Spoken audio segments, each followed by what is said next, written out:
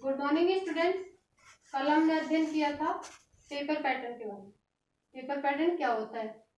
किसी भी ड्रेस को तैयार करने के लिए उसका जो कागजी नमूना तैयार किया जाता है उसको पेपर पैटर्न कहते हैं। जैसे कि हमने पढ़ा था कि पेपर पैटर्न मेकिंग यानी पेपर पैटर्न को बनाते कैसे हैं।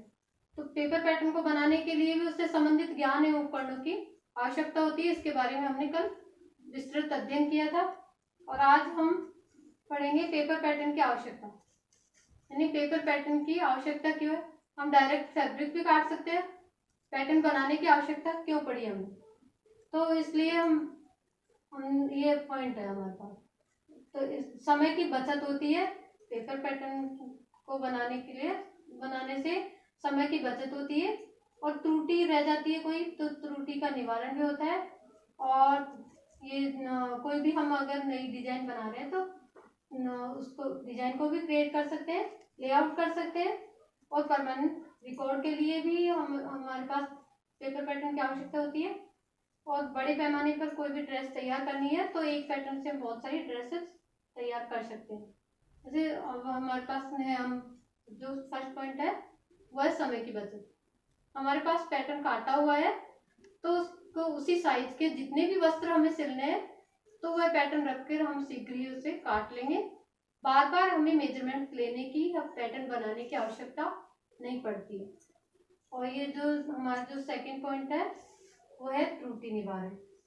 त्रुटि निवारण में है हमें इसमें क्या है, त्रुटियों का ज्ञान होना आवश्यक होता है क्योंकि बार बार चीजें हमारे सामने आती है तो इससे हमें गलती कम होती है, इससे हमें गलती कम होती है। जैसे कि हमने क्या है कि इसमें कई बार क्या होता है, इसमें डॉट्स के निशान लगाने भूल जाते हैं हम, या फिर आर्म होल थोड़ा ज्यादा कर देते हैं। ये छोटी छोटी ऐसी गलतियां होती है कि ग्रेन मार्क लगाना भूल जाते हैं हम, ऑन फोल्ड लगाना भूल जाते हैं, या फिर कट 1 कट 2 लगाना भूल जाते हैं। तो उससे क्या है कि जैसे कि इसमें है ना, कट 1 और कट 2 का मतलब होता है कि हमें ये 2 पीसेस काटने, ये 1 पीस काटने। तो ऐसी छोटी छोटी गलतियां हो जाती है जिससे कि उनको पैटर्न पे ही अगर सुधार लिया जाए तो वो फैब्रिक पे नहीं आती है और उन्हें उसी टाइम पे उसका निवारण करना बहुत ही जरूरी होता है। कई बार क्या है कि हमें 1 सेंटीमीटर सीम अलाउंस लेनी होती है और कई बार मतलब छोटी छोटी गलतियां होती है जो हमारे पकड़ बहुत ही इजीली हो जाती है और हमारे पकड़ में भी कम आती है, लेकिन फिर भी हमारे क्या है, बार बार हम वही काम करते हैं तो हमारे बार बार सामने आती रहती है।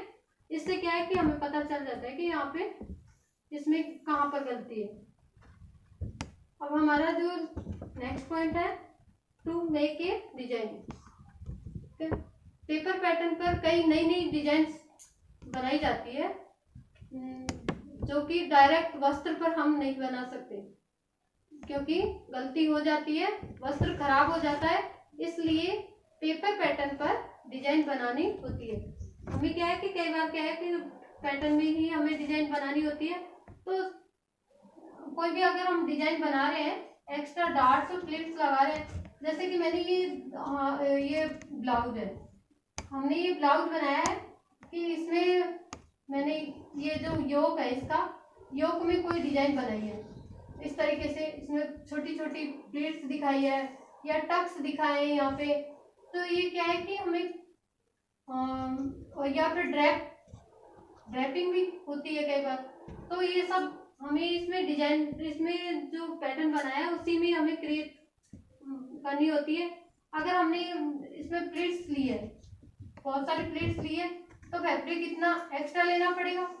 तो जो फैब्रिक हमें एक्स्ट्रा लेना है तो उसके लिए हमें पैटर्न में ही उस पैटर्न भी एक्स्ट्रा बनाना पड़ेगा। तो पैटर्न में हम वो एक्स्ट्रा फैब्रिक ले लेते हैं तो उसमें फैब्रिक में गलती होने की संभावना नहीं होती है, त्रुटि इतना वो नहीं होता है, डिजाइन का पता चल जाता है। अब है लेआउट मेकिंग। पैटर्न में लेआउट में सहायता होती है तथा कपड़े पर ठीक अंदाजा लग जाता है। जैसे कि इसमें क्या है कि एस्टिमेशन का पता लग जाता है। जैसे हमारी जो फैब्रिक की विड्थ होती है 39 इंच विड्थ होती है, उसमें हम ऐसे इस तरीके से हम इसका एस्टिमेशन कर सकते हैं। कोई भी हम गारमेंट्स बनाएंगे, गारमेंट्स हमें बनाना है, तो उसका हम इस तरीके से इसकी जो लेंथ है, जो गारमेंट्स बनाए, जैसे कि हमने 14 का ये कुर्ता दिया है, उसकी ये लेंथ है, फिर उसकी स्लीव आएगी, उसका बैक पार्ट आएगा, फ्रंट पार्ट आएगा, ये सब इसका प्लेसमेंट फैब्रिक पे कर लेंगे। उसमें पहले ही उसका प्लेसमेंट कर लेते हैं, तो उससे हमें फैब्रिक का पता चल जाता है कि इसमें कितना फैब्रिक लगेगा। अब ना हमारा जो नेक्स्ट पॉइंट है वो है टू कीप परमानेंट रिकॉर्ड, यानी हम रिकॉर्ड दो तरीके से रख सकते हैं। एक फाइल में भी हम रिकॉर्ड रख सकते हैं, दूसरा ये जो ड्राफ्ट है, पेपर पैटर्न है, वो भी हमारे पास एक रिकॉर्ड की तरह ही रहता है। हमने मतलब किसी भी गारमेंट्स का हमने जो पैटर्न बनाया है वो हमारे पास परमानेंट रिकॉर्ड की तरह रहेगा।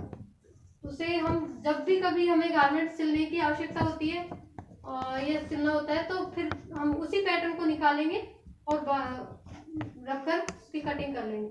उससे समय की बचत भी होती है और एक ही पेपर पैटर्न से हम बहुत सारे गारमेंट्स भी तैयार कर सकते हैं। वैसे अब हमारा जो नेक्स्ट पॉइंट है वो है बड़े पैमाने पर ड्रेस उत्पादन करना।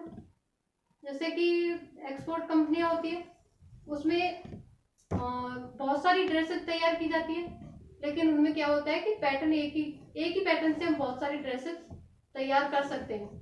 उस वस्त्र में ये उससे क्या है कि समय की बचत होती है और पैटर्न की आवश्यकता भी होती है। Okay, thank you.